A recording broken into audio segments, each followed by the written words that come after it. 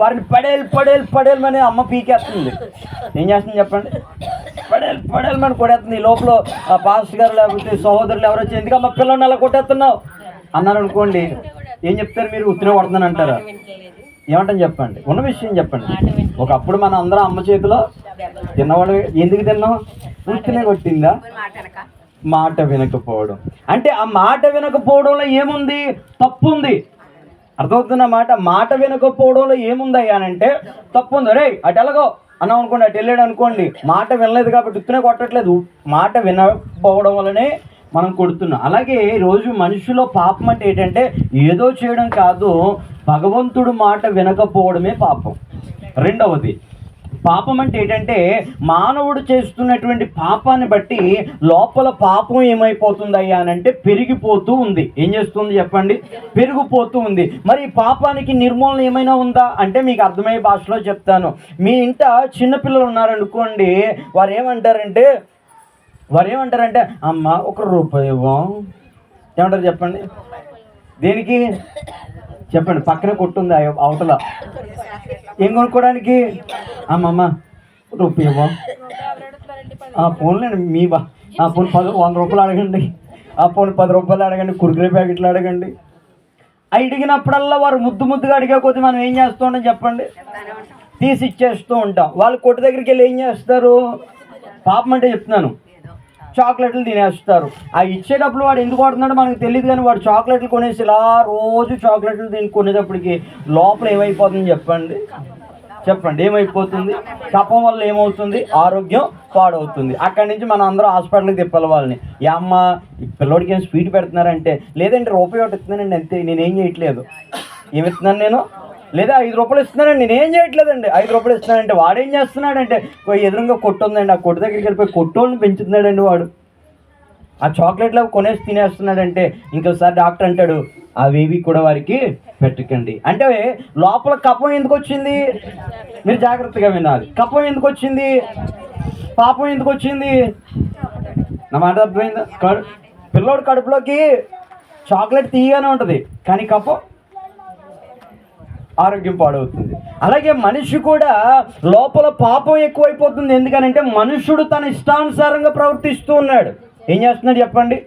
ఆ ఇష్టానుసారంగా ప్రవర్తిస్తున్నాడు కాబట్టి మనం ఒక అనారోగ్యంతో ఉన్నటువంటి పిల్లవాడిని ఆరోగ్యం బాగు చేయడానికి వైద్యుడి దగ్గరికి ఎలాగైతే తీసుకుని వెళ్తామో, అలాగే మనుషుల్లో ఉన్నటువంటి పాపాన్ని కూడా తీసివేయడానికి ఈ లోకంలో ఏ వైద్యుడు లేడు, ఏ పరిశుద్ధుడు లేడు. అందుకనే యేసుక్రీస్తు ప్రభువారు పరిశుద్ధుడిగా నరుడుగా ఈ లోకానికి వచ్చారు. ఆయన వచ్చి చెబుతున్నటువంటి మాట ఏమిటి అనంటే పరలోక రాజ్యము సమీపించి ఉన్నది. ఏముందంట? పరలోక రాజ్యము సమీపించి ఉన్నది కాబట్టి మారు మనసు పొందండి. ఏమన్నాడు చెప్పండి? మీరు జాగ్రత్తగా దేవుని వాక్యాన్ని వింటే మారు మనసు, బొట్టలు తీసండి, గాజులు తీసండి అన్నాడా? చెప్పలేటమ్మా. ఈరోజు ఎవరి దగ్గరికి అన్నాలి? యేసు ప్రభు కోసం చెప్పాలంటే మీ దేవుడు అది తీసేమన్నాడు, ఇది తీసేమన్నాడు అని ఎవరో చెప్పిన మాటలు ప్రకటిస్తున్నారు తప్ప నిజముగా యేసు ప్రభు ఏం చెప్పాడంటే పరలోక రాజ్యము సమీపించుచున్నది కనుక మారు మనస్సు పొందండి. ఏం పొందాలంట? మారు మనస్సు పొందండి. మారు మనస్సు పొందడం అంటే ఏంటంటే ఒక దొంగ ఉన్నాడు, యేసు ప్రభు దగ్గరకు వచ్చిన తర్వాత తాను చేసింది తప్పు అని తెలుసుకున్నాడు. అక్కడి నుంచి ఆ దొంగతనాన్ని ఏం చేయాలి చెప్పండి? విడిచిపెట్టాలి. ఇప్పుడు అతడు మళ్ళీ దేవుడిని నమ్ముకుని దొంగతనం చేసాడానికి అతనిలో ఏమైనా మార్పు ఉందా? లేదు. ఉదాహరణ మీకు విషయం చెప్తాను. మనకి ఏదన్నా నీరసం వచ్చినప్పుడు డాక్టర్ గారి దగ్గరికి వెళ్తాం. డాక్టర్ గారు అంటాడు అమ్మా నీకు పలానా వస్తువు పడదు, దాన్ని తినొద్దు అని అంటాడు. ఏం చేస్తాం? దేనికి భయపడి చెప్పాలి? డాక్టర్కి భయపడి కాదు చెప్పాలి, చావుకు భయపడి మనిషి ఏం చేస్తున్నాడు అంటే తినడం మానేస్తున్నాడు. ఏమండి ఈరోజు కానీ ఒక ఆహార పదార్థానికి తినడానికి ఆలోచిస్తున్నటువంటి మనుషుడు పాపం మానేయడానికి ఎందుకు ఆలోచించట్లేదు? ఈరోజు మానవుని యొక్క ప్రతి ఒక్క ఆలోచన బట్టి మనిషిలో పాపం ఏమైపోతుందయ్యానంటే పెరిగిపోతుంది. ఆ పాపాన్ని తీసివేయడానికి యేసు ప్రభు ఈ లోకానికి వచ్చాడు. వచ్చేమన్నాడంటే మారు మనసు పొందండి. మీరేం చేయక్కర్లేదు. ఏం పొందండి? మారు మనసు ఏంటి తెలుసా? నువ్వు చేస్తున్నటువంటి చెడు పని మానే అని అర్థమవుతుందండి అన్నమాట. ఒక ఆవిడ ఉంది, ఆవిడకి ఇంట్లో వండుకోదండి. ఏం చేయదు చెప్పండి, ఇంట్లో వండుకోదు. మరి ఈవిడ ఎలా తింటుంది అంటే ఆ పక్కింటికి వెళ్తుంది, ఈవిడ కోసం అక్కడ చెప్తుంది. ఏం చేస్తుంది చెప్పండి, ఈవిడ కోసం అక్కడ చెప్తుంది. ఆవిడ ఇంత కూరతో గిన్నె చెప్తుంది. ఏం చేస్తుంది, కూరతో గిన్నెతో కూర ఎత్తుంది. ఈ లోపల అవతల ఇంటికి వెళ్ళి ఇప్పుడు ఏం కావాలా, అన్నం కావాలి కదా, ఈ మాటలన్నీ తీసుకెళ్ళి అక్కడ చెప్తుంది. అన్నం కూర వచ్చేసింది, కడుపు నిండిపోయింది. అంటే నీ కడుపు నింపుకోవడం కోసం ఎంతమందిని బాధ పెడుతున్నావు? నా మాట అర్థమవుతుందా ప్రియమైన దేవుని ప్రజలారా? ఇప్పుడు నువ్వు మారు. దేవుడు చెప్పేది ఏంటంటే ఇది కాదు మార్చుకోవడం, నీ మనస్సు మార్చుకోవాలి. ఏం మార్చుకోవాలంట? నీ మనస్సు మార్చుకో. నువ్వు ఎప్పుడైతే మారు మనసు పొందుతావో అప్పుడే దేవుని యొక్క రాజ్యానికి, రక్షణకు వారసులుగా మనము పిలువబడతాం. అని నన్ను వారికి అర్థమైందా? మారు మనసు పొందాలి. యేసు ప్రభువుని నమ్ముకోవడం అంటే ఏంటంటే ఇది అవి తీసేయడం కాదు. మరి మారు మనసు అంటే ఏటయ్యా అని అంటే, మారు మనసు అంటే ఏంటంటే నీవు చేస్తున్నటువంటి చెడు పనును మానుకోవడం. దేవుడి నామానికి స్తోత్రం. ప్రియమైన దేవుని ప్రజలారా, ఎప్పుడైతే పరలోక రాజ్యము సమీపించి ఉన్నదని దేవుని యొక్క లేఖనాలు సెలవిస్తూ అన్నాడు, మారు మనసు పొందండి. ఏం పొందాలంట? మారు మనసు పొందండి అంటే అర్థం ఏంటంటే అందులోనే ఉంది, నీ మనస్సు మార్చుకో. ఏం మార్చుకో? వస్త్రాలతో మార్చినంత తేలిక కాదు, ఆభరణాలు మార్చినంత తేలిక కాదు, వస్తువు మార్చినంత తేలిక కాదు, ఇల్లు మార్చినంత తేలిక కాదు, లేదా ధనం మార్చినంత తేలిక కాదు. ఒక్కసారి నాకు వినబడుతుందా? కాబట్టి ఇక్కడ ఏమన్నాడంటే ఒక్కసారి నువ్వు మారు మనసు పొందితే మరలా పాపము జోలికి నీవు వెళ్ళకూడదు. అదే మారు మనసు పొందడమే యేసు ప్రభువుని అంగీకరించడం అని అన్నాడు. పరలోక రాజ్యము సమీపించి ఉన్నది, మారు మనసు పొందండి. ఏం పొందాలంట? మారు మనసు పొందండి. అక్కడ అనేక మంది ప్రజలు వచ్చారంట. ప్రజలు వచ్చి ఆయన దగ్గర ఏం చెప్తున్నారంట చూడండి, కింద చదివిన మాట. అమ్మ ఎంత చదువుతున్నారు? సమరయ వారును, యెరూషలేం వారును, యూదయ వారును, యొర్దాను నదీ ప్రాంతముల వారందరూ అతని యొద్దకు వచ్చి తమ పాపములు ఒప్పుకొనుచు. ఏం చేయాలంట? జాగ్రత్తగా వినండి. ఏం చేయాలంట? పాపములు ఒప్పుకోవాలి. ఏం చేయాలి చెప్పండి? పాపములు ఒప్పుకోవాలి. గుర్తున్నాయా? ఏం గుర్తుంటాయండి? ఒక పాప రెండు పాపాలు అయితే గుర్తుంటాయి, కానీ మా ఇద్దరు నోరు ఎన్ని పలుకుతుందో, మా ఇద్దరి చెవి ఎన్ని వింటుందో, మా ఇద్దరి కన్ను ఏం చూస్తుందో, ఇవన్నీ కూడా ఆలోచన చేసేటప్పుడు ప్రియమైన దేవుని ప్రజలారా, ఎప్పుడైతే ఆ వ్యక్తితో అంటున్నాడో వారందరూ, ఆ ప్రాంతంలో వారందరూ కూడా అతని యొద్దకు వచ్చి ఏం చెప్తున్నారంట? అయ్యా ఇదిగో మా చెవులకున్న బంగారం, అయ్యా ఇదిగో అని ఇస్తున్నారా? చెప్పాలి. అక్కడ ఏముందమ్మా? వారు పాపములు ఒప్పుకొనుచు. ఏం ఒప్పుకోవాలా? పాపాలు ఒప్పుకోవాలా. నువ్వు అక్కడెక్కడ మునిగితే నీ పాపం పోదు, అవి ఇవి తీసుకుంటే నీ పాపం పోదు. నీ తలలో ఉన్నటువంటి తలంపులన్నీ కూడా తీసుకొని నువ్వెప్పుడైతే నీ పాపాలు ఒప్పుకుంటావో, యేసు ప్రభు దగ్గరికి వచ్చేటప్పుడు ఏం చేయమన్నాడు చెప్పండి? పాపములు ఒప్పుకోవాలి. నేను ఏ పాపం చేయలేదంటే ఆలోచనతో పాపం చేయలేదా? ఆలోచనతో ఎంత పాపం చేస్తున్నప్పుడు దాన్ని ఇక్కడ కూర్చున్న వారిలో ఎవరన్నా ఇంట్లో మాంసం కూరండి తలుపు గడబెట్టలేదు అనుకోండి, బుర్రంతా ఎక్కడ ఉంటుంది? ఎక్కడ ఉంటుంది? మనిషి ఎక్కడే ఉంటావు, మనిషి మాత్రం అక్కడే ఉంటుంది. ఏ కుక్క తినేస్తుందో, ఏ పిల్లి తినేస్తా, మా ఆయన వచ్చి ఏ కరెక్ట్ కొడతాడో. అవునకి ఆలోచన. మనిషి ఎక్కడే, మనసు ఎక్కడో. కానీ ఇక్కడ అంటున్నాడు ప్రియమైన దేవుని ప్రజలారా, నీవు ప్రభు దగ్గరికి వచ్చి ఆ ప్రజలందరూ వచ్చి ఏమన్నారంటే తమ పాపములు ఒప్పుకొనొచ్చు. ఎవరి దగ్గర ఒప్పుకోవాలి? జాగ్రత్తగా వినండి. ఎవరి దగ్గర ఒప్పుకోవాలి? దేవుడి దగ్గర ఒప్పుకోవాలి, మనుషుల దగ్గర కాదు. ఎవరి దగ్గర కాదు? దేవుడి దగ్గరే ఒప్పుకోవాలి. మనుషుల దగ్గర నువ్వు ఒప్పుకున్నావు, అవునమ్మా నీకు ఆ కష్టం పగోడు కూడా రాకూడదమ్మా, నీ ఇక్కడే ఉండి అవతల ఇంటికి వెళ్ళి అవతల నీ కష్టం అంతా చెప్తారు. నువ్వే కష్టం అయితే చెప్పావో, ఏ పాపం అయితే చెప్పావో, అందుకనే లోకంలో మాట ఉంది, నలుగురు చెప్తే నీ పాపం పోద్ది అంటారు. ఎక్కడ పోతుంది? ఈ చివరికి వెళ్తుంది అంతే, ఎక్కడికి పోవట్లా. అవునంటారా కాదా? నేను ఎవరికీ చెప్పలేదు. మరి అక్కడికి ఎలా వెళ్ళిపోయింది? నువ్వు ఎవరితో చెప్పొద్దన్నా వాళ్ళే చెప్పారు. మళ్ళీ వీళ్ళు వెళ్ళి అంటారు, నేను చెప్పానని చెప్పకే, నువ్వు కూడా ఎవరికి చెప్పుకో అంటారు. వాళ్ళు వెళ్ళి మళ్ళీ వాళ్ళతో చెప్పి, నేను చెప్పానని ఎవరితో చెప్పుకో, ఎవరికి చెప్పకే, ఆ చివరికి వెళ్ళిపోయింది. అంటే పాపం నలుగురితో చెప్పుకుంటే ఏమైపోతుంది చెప్పండి? పోవట్లేదు. ఆ పాపం పెరిగిపోయి విస్తరిస్తుంది. అందుకని నీవు నేను చేసిన పాపాలన్నీ కూడా ఎవరి దగ్గర ఒప్పుకోవాలి చెప్పండి? దేవుడి దగ్గర ఒప్పుకుంటే ఆ పాపాలన్నిటినీ కూడా క్షమిస్తాడంట. ఏం చేస్తాడు చెప్పండి? క్షమిస్తాడంట. క్షమించి మరి ఏం చేస్తాడు అంటే మోక్షానికి మార్గాన్ని ఇస్తాడు. ఏమిస్తాడు చెప్పండి? మోక్షానికి మార్గాన్ని ఇస్తాడు. కాబట్టి అందుకనే ప్రియమైన దేవుని బిడ్డలారా, ఈ లోకంలో ఉన్న వాటన్నిటినీ లెక్క చేయకుండా ఈ లోకంలో ఉన్న పాపాన్ని విడిచిపెట్టి మన పాపాలు ఒప్పుకొని యేసు ప్రభు దేవుడని నమ్మితే ఆయన మనకి మోక్ష రాజ్యాన్ని ఇస్తాడంట. ఏమిస్తాడు చెప్పండి? ఎలా చెప్తున్నాను అనుకోవద్దు. ఈ లోకంలో యేసు ప్రభుని నమ్ముకోకుండా నువ్వెన్ని చేసినా కానీ నీకు మోక్షము లేదు. అందుకే యేసు ప్రభు అన్నాడు, నేనే మార్గము, నేనే సత్యము, నేనే జీవము, నా ద్వారా తప్ప ఎవరునూ కూడా తండ్రి వద్దకు పోలేరు. మరి పరలోక రాజ్యానికి చేరాలంటే ఏం కావాలి అని ఆలోచన చేస్తే దాన ధర్మాలు కాదు, పుణ్యాలు కాదు, మరొకటి కాదు. పరలోక రాజ్యానికి వెళ్ళాలి అంటే మనిషి యొక్క ఆత్మ పవిత్రముగా ఉండాలి. ఎలా ఉండాలి చెప్పండి? అమ్మ చెప్పరేటి తల్లి. శరీరం వెళ్ళదు, లోపల ఉన్నటువంటి ఆత్మ జీవి భగవంతుడు ఏదైతే పెట్టాడో అది మాత్రమే అక్కడికి వెళ్తుంది. అక్కడికి వెళ్ళాలి అని అంటే అది ఎలా ఉండాలి అంటే పవిత్రముగా ఉండాలి. ఎలా ఉండాలి చెప్పండి? ఇప్పుడు దాన్ని మీ ఇంట్లోకి ఎవరన్నా దూరంతా తిరిగేసి వచ్చేసారనుకోండి, లోపల రాస్తారు, ముందు ఏం చేస్తారు? కాళ్ళు కడుక్కో అంటారు. ఎందుకు కడుక్కోమన్నారు? కాళ్ళు ఎలా ఉండాలి? శుభ్రం. నీ ఇంటి గుమ్మం లోపలికి రావాలంటేనే నీ కాళ్ళు శుద్ధిగా ఉన్నప్పుడు మహాపరిశుద్ధమైనటువంటి పరలోక రాజ్యం చేరాలి అని అంటే నీ హృదయము, నీ యొక్క ఆత్మ కూడా ఎలా ఉండాలి తెలుసా? పరిశుద్ధముగా ఉండాలి. దాన్ని పరిశుద్ధపరిచేవాడు ఎవరయ్యా అని అంటే దేవుడు మాత్రమే. దేవుడు నామానికి స్తోత్ర. కాబట్టి ప్రియమైన దేవుని ప్రజలారా, ఎప్పుడైతే నీవు రక్షణ పొందడానికి ముందుకు వస్తావో పరలోక రాజ్యంలో ఉన్నటువంటి దేవుడు ఆనందిస్తాడు, దేవుడు సంతోషిస్తాడు. నువ్విచ్చే కానుకలను బట్టి, నువ్విచ్చేటువంటి ధనాన్ని బట్టి, లేదా నువ్విచ్చే ధాన్యాన్ని బట్టి, లేదా నువ్విచ్చేటువంటి కూరగాయలను బట్టి, పళ్ళును బట్టి ఆనందించే దేవుడు కాదు, కానీ నీ హృదయము దేవునికి కావాలి. ఏం కావాలి చెప్పండి? నీ హృదయం దేవునికి కావాలి. నీ హృదయంలో దేవునికి స్థానాన్ని ఇవ్వాలి. నువ్వు ఎప్పుడైతే హృదయంలో దేవునికి స్థానాన్ని ఇస్తావో నీ జీవితంలో దేవుడు గొప్ప వెలుగును దేవుడు నీకు అనుగ్రహిస్తాడు. దేవుడు నామానికి స్తోత్రం. ప్రియమైన దేవుని ప్రజలారా, ఇల్లు కట్టుకుంటాం, ఇంట్లో అనేకమైన గదులు మనం ఏర్పాటు చేసుకుంటూ ఉంటాం. ఆ గదుల్లో దేవుడి గది అని ఒకటి తీస్తాం.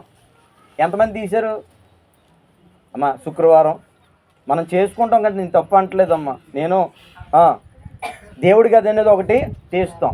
ఎందులో? ఇంట్లో. అలాగే మనిషి గుండెల్లో కూడా 4 గదులు ఉంటాయి. ఎన్ని గదులు ఉంటాయి? అవి మాకు తెలియదండి అంటారా? చూపించమండి అంటారా? ఇప్పుడు గుండె తీయలేను బయటికి. దేవుడు నామానికి స్తోత్రం. మనిషి యొక్క గుండెకి ఎన్ని గదులు ఉంటాయి? 4 గదులు ఉంటాయి. ఆ 4 గదుల్లో మొదటి స్థానాన్ని ఎవరికి ఇవ్వాలి తెలుసా? దేవుడికి ఇవ్వాలి. నీ ఇంటిలో ఇచ్చావా అని దేవుడు అడగడు, కానీ నీ హృదయంలో, గుండెలో మాత్రం దేవునికి స్థానము ఇవ్వాలి. కాబట్టి ప్రియమైన దేవుని బిడ్డలారా, రక్షణ పొందడం గొప్ప భాగ్యం. చెప్పండి, రక్షణ పొందడం గొప్ప భాగ్యం. ఆ రక్షణ ఎందుకు పొందాలి అని అంటే దేవుడు మన జీవితంలో చేసిన మేలులను బట్టి, దేవుడు మన జీవితంలో చేసిన ఉపకారాలను బట్టి కృతజ్ఞతగా, దేనికి చెప్పండి? కృతజ్ఞతగా దేవునికి మనం ఏం చేయాలి అంటే మన హృదయాన్ని కానుకగా దేవుడికి మనము ఇవ్వాలి. ఒక మాట మిమ్మల్ని అడుగుతున్నాను, చెప్పండి, నేను యేసయ్యను అనుకున్నానండి, దేవుడు నాకు మేలు చేశాడండి అన్నవాళ్ళు చేయి పైకెత్తండి. వారు వీరని లేదు, ఎవరన్నా చేయి పైకెత్తండి. పలానా రోజు యేసయ్యను అనుకున్నానండి, యేసయ్య నాకు ఈ పని చేసి పెట్టాడండి. అర్థమైందా? కాబట్టి దేవుడు చేసిన, అందుకని కీర్తనకారుడు అంటాడు, ఏమోనమ్మా ఇంక దీని గొడవ వదిలేండి, టైం దాటిపోద్ది. జాగ్రత్తగా వినండి. అందుకనే దావీదు మహాభక్తుడు అంటాడు, ఆయన చేసిన ఉపకారముల్లో దేనిని మరువకు. ఈరోజు మనిషి చేసే ఉపకారం ఎంత, భగవంతుడు చేసే ఉపకారం ఎంత? ఒక విషయాన్ని మీరు గమనిస్తే మనిషి చేసే ఉపకారం కొంత, దేవుడు చేసే ఉపకారం చాలా గొప్పది. ఎంత గొప్పది చెప్పండి? చాలా గొప్పది. నా మాట వినండి. ఈరోజు ప్రతి మనుషుడు కూడా భగవంతుడి దగ్గరికి వచ్చి భగవంతుడితో అన్నారు, నువ్వు కానీ నేను అనుకున్న పని కానీ చేసావు అనుకో, ఏంటంట, నేను అనుకున్న పని కానీ నువ్వు చేసావు అనుకో, నేను నీకు ఒక గెల, ఒక 20 రూపాయల పాట గారికి.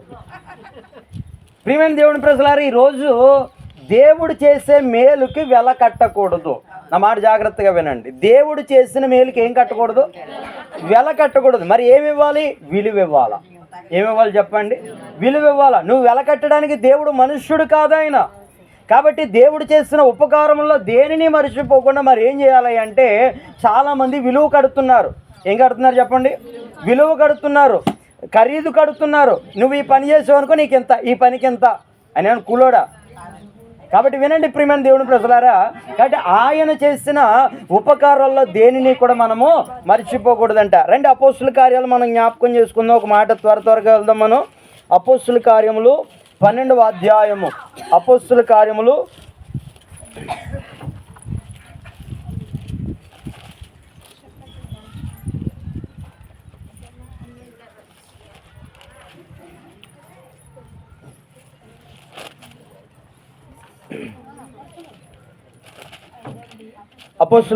16వ అధ్యాయము చూడండి.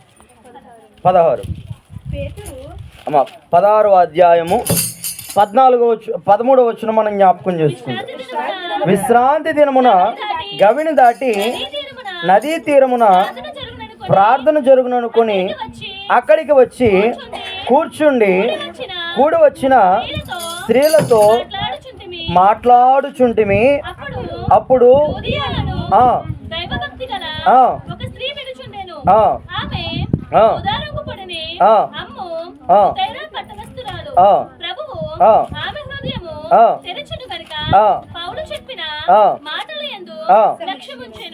ఏం చేశారంట? పౌలు చెప్పిన మాటల యందు లక్ష్యం ఉంచిన. ఇంకా కిందకు వచ్చిండు దయచేసి.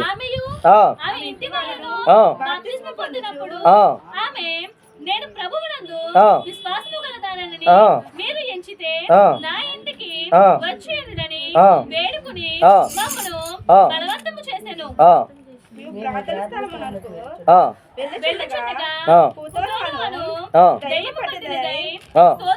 చాలు. పైన ఉన్నటువంటి లూది అనేటువంటి ఆవిడ ఏం పని చేసుకునేదంట? ఒక వ్యాపారం చేసుకునేదంట. ఆ వ్యాపారం పేరేటంటే ఊదా రంగు పొడి అమ్మేది. ఏ పొడి అమ్మేదండి? ఊదా రంగు పొడేటువంటి అమ్ముకునేటువంటి ఒక స్త్రీ ఏం చేశారంటే, తన వ్యాపారాన్ని ముగించుకొని ఒక దగ్గరికి వచ్చి కూర్చున్నారంట.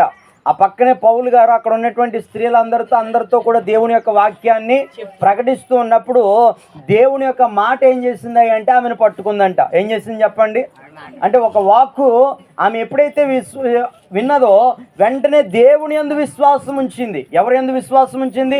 దేవుని యందు విశ్వాసం ఉంచింది.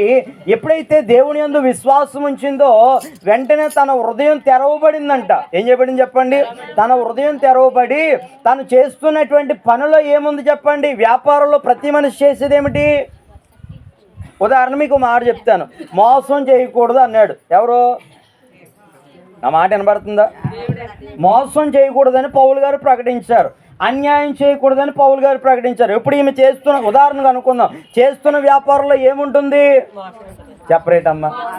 తూకాల్లో, ఇవ్వడంలో, కూరగాయ ప్రతి దాంట్లో కూడా ఏముంది? ఒకవేళ అనుకుందాం ఈవిడ చేస్తున్నటువంటి వ్యాపారాన్ని బట్టి ఒకవేళ దేవుడు ఈమెను హెచ్చరించి, ఇదిగో నువ్వు చేస్తున్న పని మంచిది కాదని హెచ్చరించడం వలన తన పాపముల నుండి విముక్తి చేసుకోవడానికి ఆమె ఏం చేసింది అయ్యానంటే రక్షణ పొందిందంట. ఏం చేసింది చెప్పండి? రక్షణ పొందిందంట. నేను అన్నాడు చూడండి, ఆమె హృదయం తెరచును గనుక పౌలు చెప్పిన మాటలు యందు లక్ష్యం ఉంచెను. ఆమెను ఆమె ఇంటి వారును బాప్తిసం పొందినప్పుడు, ఎవరంట? ఆమె ఇంటి వారును బాప్తిసం పొందినప్పుడు ఆమె, నేను ప్రభువునందు విశ్వాసం గలదాన్ని ఎంచితే మీరు నా ఇంటికి వచ్చి ఉండడని వారిని వేడుకొనెను. కాబట్టి ప్రియమైన దేవుని బిడ్డలారా, బాప్తిసం అంటే ఏంటంటే పాపాలు కడుక్కునే ఒక ప్రక్రియ. ఏ ప్రక్రియ చెప్పండి? పాపాలు కడుక్కునే ఒక ప్రక్రియ. అదే మాట మీకు చెప్పాలి అని అంటే ఒక మాట మీకు చూపెడతాను చూడండి దయచేసి. అదే అపోస్తుల కార్యములు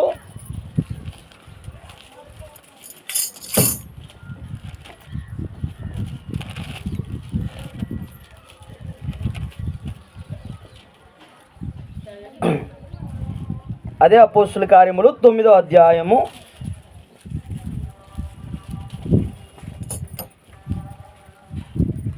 9వ అధ్యాయము చూడండి.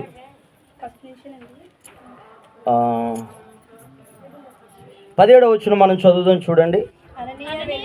ఆ ఇంట ప్రవేశించి అతని మీద చేతులుంచి, సౌలా సహోదరుడా, నీవు వచ్చిన మార్గంలో నీకు కనబడిన ప్రభువైన యేసు నీవు దృష్టి పొంది పరిశుద్ధాత్మతో నింపబడినట్లు నింపి ఉన్నాడని చెప్పాను. అప్పుడే అతని కన్నుల నుండి పొరల వంటివి రాలగా దృష్టి కలిగి లేచి బాప్తిస్మము పొందెను. ఏం చేశారంట? జాగ్రత్తగా వినండి ప్రియమైన దేవుని బిడ్డలారా. బాప్తిస్మం అంటే ఏంటంటే పాపం కడిగి వేసుకునే ఒక ప్రక్రియ. అంటే నీలో నాలో ఉన్నటువంటి పాపానంతా కూడా ఎవరు తీసివేయగలరు? దేవుడు మాత్రమే తీసుకెళ్ళగలరు. ఒకవేళ చాలా మంది అంటారు బాప్తిజం అంటే ఏంటి, బాప్తిజం అంటే ఏంటి, అందులో నువ్వు దిగిపోయావా అని ఒకవేళ ఎవరన్నా అన్నారు అనుకోండి. బాప్తిజం అంటే అర్థం ఏంటంటే నేను పవిత్రపరచబడ్డాను, నా పాపాలు యేసయ్య కడిగేశాడు అని అర్థం. ఏంటి చెప్పండి, మీకు అర్థమైందా? బాప్తిజం అంటే అందులో నువ్వు పోయావా అదేనా అని ఒకవేళ ఎవరన్నా అన్నారు అనుకోండి. బాప్తిజం అంటే ఏంటంటే పాపాలు కడిగి వేసుకోవడం. ఏం కడిగి వేసుకోవడం చెప్పండి? ఎవరన్నా కడుగుతారా? ఈ లోకంలో గాయమైంది అనుకోండి, హాస్పిటల్కి వెళ్తే డాక్టర్ గారు చక్కగా మంచి అయోడిన్ వేసి లేదా ఏదో ఒక మంచి ట్రీట్మెంట్ ఇస్తారు ఆయన. అలాగే మనిషిలో ఉన్నటువంటి పాపాన్ని ఎవరు తీసివేయలేరు, ఎవరు కూడా కడగలేరు. కానీ బాప్తిసం ద్వారా మన పాపాలను దేవుడు ఏం చేస్తాడయ్యా అంటే కడిగి వేస్తాడు. ఏం చేస్తాడు చెప్పండి? కడిగి వేస్తాడు. కాబట్టి పాపముతో మనిషి పరలోక రాజ్యానికి వెళ్ళలేడు. పాపముతో మనిషి పరలోక రాజ్యానికి కాళ్ళు కడుక్కుండా లోపలికి వస్తామా? అలాగే ఆత్మ శుద్ధీకరించకుండా స్వర్గానికి కూడా వెళ్ళదు. కాబట్టి పాపాలు ఎక్కడ పోతాయి అంటే యేసు ప్రభు దగ్గరికి వచ్చి ఎవరైతే నేను పాపి అని ఒప్పుకుంటారో ఏం చేయాలంట? ఇందాక చదివించాను కదా, వారు వచ్చి అతని ఎదుట తమ పాపములు ఒప్పుకొనుచు ఏం చేస్తూ చెప్పండి? ఒప్పుకొనుచు వారు బాప్తిస్మము పొందారంట. కాబట్టి ప్రియమైన దేవుని బిడ్డలారా, దేవుని యొక్క రక్షణ ఇవ్వడం లేదా దేవుని యొక్క రక్షణ పొందుకోవడం గొప్ప భాగ్యం. కాబట్టి దీన్ని బట్టి మనం ఏం చేయాలి అని అంటే రక్షణ లేనటువంటి ఇతరులకు దేవుని మాటలు ప్రకటించేవారిగా ఉండాలి. ఎలా ఉండాలి చెప్పండి? రక్షణ లేని వారికి దేవుని మాటలు ప్రకటించేవారిగా మనము ఉండాలి. అందుకనే ప్రియమైన దేవుని బిడ్డలారా, బాప్తిజం అంటే ఏంటి? పాపము నుంచి విడిపింపబడుట, పాపాలు కడిగి వేసుకునుట. ఇంకో మాట చెప్పాలంటే బాప్తిజం అంటే క్రీస్తును ధరించుకొనుట. ఏం చేయడం చెప్పండి? క్రీస్తును ధరించుకునుట. ఇప్పటి నుంచి నువ్వు ఎవరిలా ప్రవర్తించాలి? నీలా ప్రవర్తించకూడదు. మరి ఎవరిలా ప్రవర్తించాలి అని అంటే క్రీస్తులా ప్రవర్తించాలి. ఎవరిలా ప్రవర్తించాలి చెప్పండి? ఆవిడ బాప్తిజం పొందింది కానండి, ఆవిడ నోరిప్పిందంటే చాలు. అంటే నీలో ఎవరు కనబట్టలేదు? జాగ్రత్తగా వినాలి. ఎవరు కనబట్టలేదు? దేవుడు కనిపించట్లేదు. అతను ఉన్నాడండి, మీ పేరుకే దేవుడిని నమ్మాడు కానండి ఏమీ లేదండి. అపోస్తుడైన పౌలు చాలా దుర్మార్గంగా ఉండేవాడు. ఇందా చదివించాను. అపోస్తుడైన పౌలు ఎలా ఉండేవాడు? చాలా దుర్మార్గంగా ఉండేవాడు, చాలా కఠినంగా ఉండేవాడు. ఎప్పుడైతే యేసు ప్రభు దర్శించాడో, బాప్తిజం పొందిన తర్వాత సౌలు ఏమైపోయాడు? పౌలుగా మారిపోయాడు. ముందు ప్రవర్తనకి ఇప్పుడు ప్రవర్తనకి చాలా డిఫరెన్స్, వ్యత్యాసం అనేది ఉంది. ఈరోజు నేను చెప్పేది ఏంటంటే క్రీస్తు స్వయంగా వచ్చి అన్యులతో దేవుడు మాట్లాడు, కానీ మనము క్రీస్తును మనలో చూపించాలి. దేవుడు నా మనకిస్తూ ఎలా చూపించాలి? క్రీస్తుకి మనమే ఒక స్వరూపముగా సాదృశ్యముగా మనం నిలబడి క్రీస్తు ప్రేమను అనేక మందికి తెలియజేసేవారిగా మనము ఉండాలి. అంటే క్రీస్తును మనం కనబరిచేవారిగా మనము ఉండాలి. ఒక మాట మీకు చెప్తాను ప్రియమైన దేవుని బిడ్డలారా. ఒక ఆవిడ ఉండేదంట. ఇప్పుడంటే కుళాయిలు వచ్చినాయి, కానీ అప్పుడు ట్యాంకుల దగ్గర బిందులు పెట్టుకునేవారు కదండి. ఈవిడ వచ్చిందంటే చాలు అందరూ జరిగేవారంట, దారి ఇచ్చేవారంట. ఎందుకు? ఈవిడ ఎలాంటిదో ఎవరో అన్నారు, రాక్షసి అంట. వినండి, ఈవిడ ఉండేటప్పటికి అలాగ చాలా కాలం ఉన్న తర్వాత అందరూ తిట్టుకోవడమే. ఏం చేయడం? ఈవిడ్ని అందరూ తిట్టుకోవడమే. ఇలా ఉంటూ ఉంటే ఒకరోజు తన భర్త విషయంలో ఏదో బలహీనత వస్తే ఆవిడ అనుకుందంట, యేసయ్యా నువ్వు కానీ నా భర్తకు కానీ స్వస్థత ఇస్తే నేను నిన్ను నమ్ముకుంటాను అందంట. ఏమంది చెప్పండి? నమ్ముకుంటాను అనుకున్నప్పుడు దేవుడు స్వస్థత ఇచ్చాడు. ఈమె దేవుళ్ళో ఉన్నటువంటి శక్తిని ఎరిగింది. ఏమి ఎరిగింది చెప్పండి? దేవుళ్ళో ఉన్నటువంటి శక్తిని, దేవుళ్ళో ఉన్నటువంటి గొప్పతనాన్ని ఎరిగింది. కాబట్టి అప్పటి నుంచి దైవజనుడి దగ్గరకు వచ్చి అంటుందంట, అయ్యా దేవుడు చాలా గొప్పవాడు, నాకు బాప్తిస్మం ఇవ్వండి అన్నదంట. ఏమంది చెప్పండి? నేను కూడా యేసుని నమ్ముకుంటానంటే పాస్ గారు అన్నారంట, అమ్మా ఊరంతా నీకో పేరు పెట్టింది. ఏం పెట్టింది? ఊరంతా నీకో పేరు పెట్టింది. నీ నోటికో పేరెట్టింది. నువ్వు యేసు ప్రభువుని నమ్ముకోవాలంటే ముందు ఆ తత్వం నుంచి బయటికి రావాలి. రావాలి? ఆ తత్వం నుంచి, ఆ లక్షణాల నుంచి, ఆ గుణాల నుంచి నువ్వు బయటకు వచ్చి లోకము నుండి వేరే నువ్వు రక్షణ పొందుతానంటే నీకు బాప్తిస్మం ఇస్తాను అని అంటే, అయ్యా నా దేవుడు నా జీవితంలో ఎన్నో మేలు చేశాడు, ఇప్పటి నుంచి ఆ గయ్యాలత్వం, ఆ రాక్షసత్వం, ఆ గొడవలాడే తత్వం, ఆ తిట్లు తిట్టే తత్వం మొత్తం వదిలేస్తున్నాయి అని చెప్పి ఆమె ఏం చేస్తుందంటే యేసు ప్రభుని సొంత రక్షకుడిగా అంగీకరించిందంటే. ఇప్పుడు ఎవరు నమ్ముకుంది? ఈవిడ యేసు ప్రభుని నమ్ముకుంది. ఇప్పుడు అదే లైన్ ఉందంట. ఈవిడ్ని చూసి ఇప్పుడు బాప్తిజం పొందిందని తెలియక వచ్చిన వాళ్ళు, అరే ఆవిడికి దారి అంటుందంట.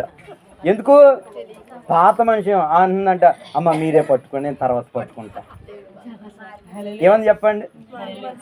ఈవిడ ఆభరణాలు తీయలేదు. నా మాట జాగ్రత్తగా వినండి. ఆభరణాలు తీయలేదు, వస్త్రాలంకరణ మార్చలేదు, బొట్టు తీయలేదు, మరి ఏమీ తీయలేదు. మరి ఏం తీసుకుందయ్యా అని అంటే, ఏం తీసుకుంది చెప్పండి? తనలో ఉన్నవి తీసేసుకుంది. ఆవిడ మారిందని తెలియక వచ్చిన వాళ్ళు అందరూ అంటారు, బాబు ఆవిడ నోరు పెట్టవేసి ఆవిడకి ఇచ్చే ముందు మిగిలితే పెట్టుకోవట్లేదు, సాయంత్రం వస్తే సాయంత్రం పట్టుకోవచ్చు అన్నవాళ్ళు ఆవిడకి జరుగుతుంటే ఆవిడ అంటుందంట, అమ్మ మీరే పట్టుకోండి, మీరు పట్టుకోండి. ఏంటి ఇంతలా మారిపోయింది? ఏమన్నారు చెప్పండి?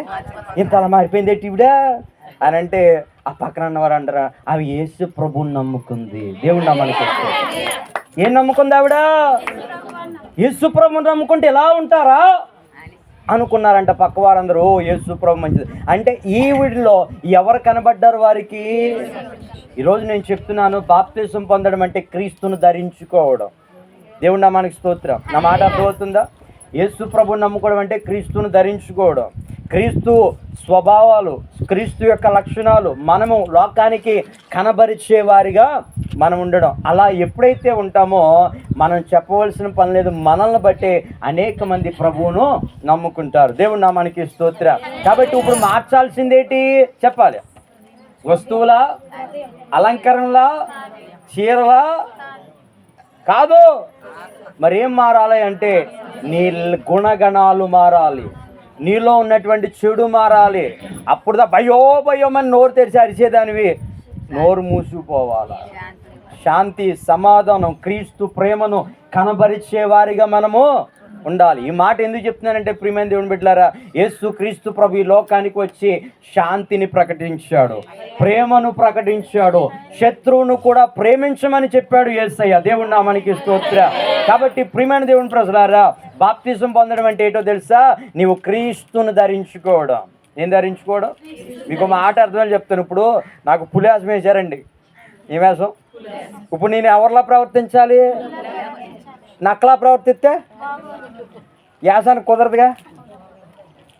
ఈరోజు మనం ఎవరిని ధరించుకున్నామంటే యేసును ధరించుకున్నాం. చెప్పండి, ఎవరిని ధరించుకున్నాం? ఈ యేసును నువ్వు అనేక మందికి ఫోటో ప్రకటించేవారిగా ఉండాలి, నీలో చూపించేవారిగా ఉండాలి. నా మాటలు అర్థమవుతున్నాయా ప్రియమైన దేవుని బిడ్డలారా? బాప్తిజం అంటే ఏంటి చెప్పాలా? పాపాలు కడిగేసుకోవడం. బాప్తిజం అంటే ఏంటి? పాపాలు కడిగేసుకోవడం. ఎక్కడన్నా కడుగుతారేమో అడగండి, ఎక్కడ కడగరు. నువ్వు ఇందులో మునిగినా నీ పాపం పోదు, ఇంకా దురదలు వస్తాయి. ఎలా అంటున్నాను అనుకోవద్దు, మనం ఎత్తకూడదమ్మా. కాబట్టి వినండి. రెండవది క్రీస్తును ధరించుకునుట. ఏం చేయడం చెప్పండి? నీవు చూపించాలి క్రీస్తుని. ఆవిడ ఏం చేసింది చెప్పాలా? క్రీస్తుని చూపించిందా లేదా? ఊరంటే భయపడేదంటండి. ఎందుకని? నీళ్ళ దగ్గరికి వచ్చేవారు ఊళ్ళో ఆడవాళ్ళందరూ వచ్చి ఆ బిందెలు ఎట్టేవారు కదా. ఈవిడ ఎవరన్నా అడ్డు వస్తే అదే బిందుతో నెత్తి మీద ఒక్క దెబ్బ